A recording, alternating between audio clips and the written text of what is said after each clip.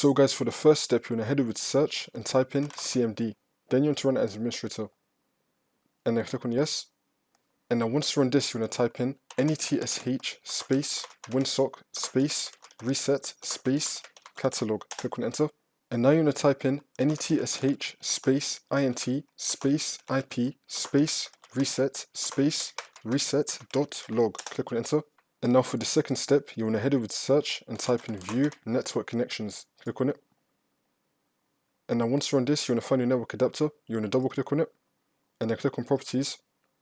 And then click on Internet Protocol version 4. You want to make sure that you have obtain the IP address automatically selected and obtain DNS server address automatically also selected. So just keep it on the default options basically.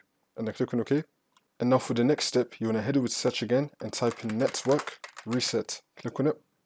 And now once you run this, you want to click on reset now and then click on yes. Now it's either going to restart your computer automatically or you can close this out. Click on the Windows Start icon, click on the power button and then restart your computer yourself and then the problem should be fixed.